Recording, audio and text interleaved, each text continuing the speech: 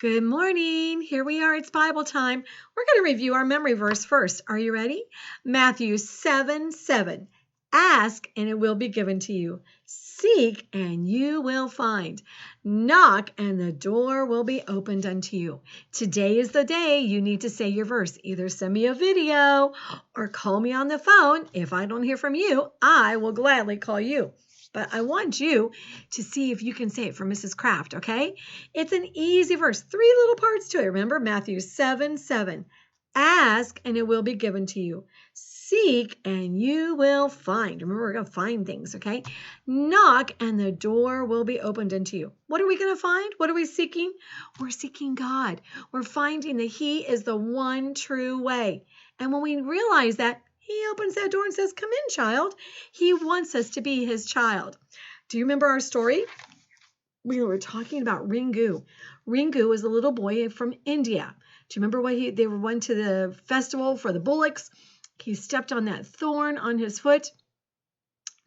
His dad called the witch doctor. The witch doctor came, and he is here to take care of Ringu's foot. Do you remember what Ringu got at the festival? That's right. He got that piece of paper from Grub Sahib, the missionary. Could he read it? Do you remember where he put it? That's right. He put it up in his turban. Okay, let's pick up on our story. I'm going to put the picture real big so you can see it, okay? Can you see it? There it is, okay? As Batu, his brother, went for the bullocks, Ringu watched his father in the distance and thought of the words of the missionary and Pandu.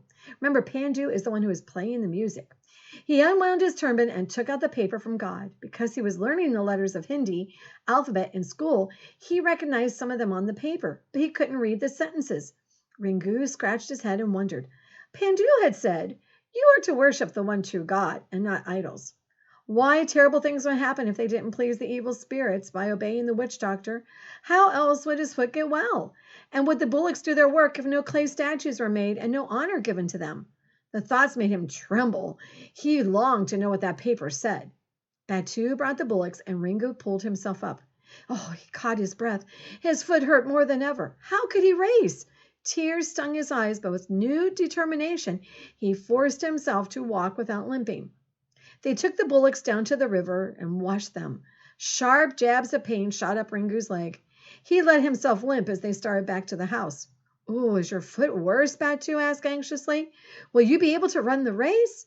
Yes, my foot will be all right. Ringu clenched the ropes and walked as firmly as he could. At last, it was time for the race. His foot hurt terribly, but Ringu held his head high, gritted his teeth, and smiled as he walked staunchly beside the bullocks to the starting place. Wow, Ringu has a definite problem, doesn't he, boys and girls? At the signal, the bullocks were off. Everyone urged their team on. Ringu yelled and twisted his bullocks' tails, and the animals broke into a fast run. The dust swirled. He held onto the reins tightly as the bullocks almost jerked his arms from their sockets.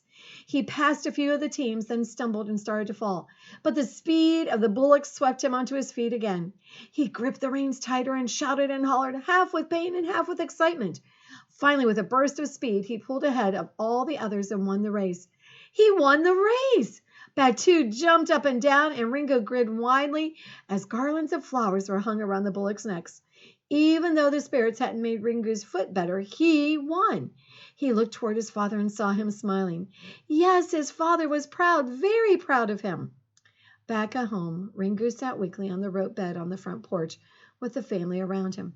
He was worn out, and his foot was making him sick. His father patted his shoulder. You ran well, my son. I am proud of you. But your foot is not better. We have done something to anger the spirits. We must send for the witch doctor again. The witch doctor soon arrived. He untied a small cloth in which he carried the many things he used to drive away the evil spirits. First, he tossed some red pepper into the air. Oh, achoo, achoo, achoo, Ringu sneezed. Good, the witch doctor exclaimed.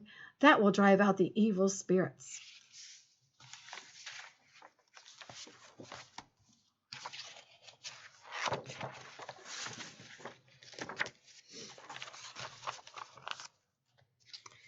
Then the witch doctor pulled Ringu toward him, sat him between his crossed legs, and blew hard into Ringu's ear several times. Ringu shook. It hurt, but he knew that was supposed to make the evil spirits leave. Next, the witch doctor took out a peacock's feather and tied it around Ringu's ankle. Finally, he opened a bottle and poured something from it onto the sore foot. From a little bag, he sprinkled some black, powdery stuff over the liquid, then rubbed it hard into his sore. Ah! Ringu shrieked. That's good, the witch doctor said. The yells will drive the evil spirits away. Then he chanted some strange words in his singing-song voice. Ringu cried quietly. The spirits are never satisfied, he thought. I need to learn to read so I can find out about the Sahib's God from the paper. Then the thought startled him. If the evil spirits made his foot worse, he couldn't go to school anymore. Then what would happen? Boys and girls, what is going to happen to Ringu? Do you remember some of our stories so you could answer some questions? Let's see how you do. Where did Ringu live? Do you remember where Ringu lived? That's right, he lived in India, the country of India. Who did the paper from the missionary talk about? Yeah, God. It talked about Jesus, God's son. Why couldn't Ringu read the paper? He didn't know how to read, did he? He was just learning how to read. What did Ringu and his family think caused the problems with his foot? What did they think was the problem? Evil spirits, that's right. And who did the family get to try to help fix Ringu's foot? Yeah, that witch doctor. Ooh, he gives me scary shivers. Okay, next time we'll find out more about Ringu and what happens with his foot. Okay, see you next time. Bye.